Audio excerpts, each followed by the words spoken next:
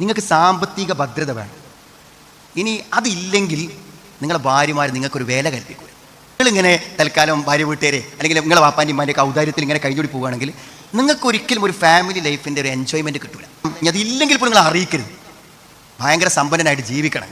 ഇല്ലെങ്കിലും നിങ്ങൾ ജോലിക്ക് പോയി അധ്വാനിച്ച് പരമാവധി കുടുംബത്തിന് വേണ്ടി സന്നദ്ധമാണെന്ന് തോന്നിയാൽ മാത്രമേ നിങ്ങൾക്ക് വൈഫിൻ്റെ അടുത്തൊരു ബഹുമാനം ഉണ്ടാവുള്ളൂ, ലീഡർഷിപ്പ്. അല്ലെങ്കിൽ കിട്ടൂല. ഏതെന്താ ഇവരൊന്നും പറ്റില്ല, ഏതൊരു സാധനം എന്നൊക്കെ നമ്മൾ കാണും, ഒരു വില ഉണ്ടാവില്ല. ആ റിജാലു ഖവ്വാമൂന അലൻ നിസാഇ ബിമാ ഫളലല്ലാഹു ബഅദഹും അലാ ബഅദ് വബിമാ അൻഫഖൂ മിൻ അംവാലിഹിം. പൈസ കൊണ്ട് മാത്രമേ നടക്കൂ. അപ്പോൾ നമ്മൾ എന്ത് ചെയ്യണം? ചെലവഴിക്കണം. എന്നാൽ ദൂർത്തുന്നല്ല. നിനക്കും കുട്ടികൾക്കും എന്ത് പ്രശ്നം ഉണ്ടെങ്കിലും അത് പരിഹരിക്കാൻ ഇന്ന് ആരോഗ്യവും പണം എൻ്റെ കയ്യിലുണ്ട് എന്ന് ഏത് പെണ്ണിനും ഏത് പുരുഷനെ കുറിച്ചും ചുരുങ്ങിയത് സന്നദ്ധത ഉണ്ടെന്നെങ്കിലും തോന്നണം. പൈസ വേണമെന്നില്ല, സന്നദ്ധത. അതിനുവേണ്ടി ഞാൻ എന്തും ചെയ്യാൻ തയ്യാറാണെന്നുള്ള സന്നദ്ധത വേണം. അങ്ങനത്തതല്ലാത്ത ഒരു പുരുഷനും വില ഉണ്ടാവില്ല.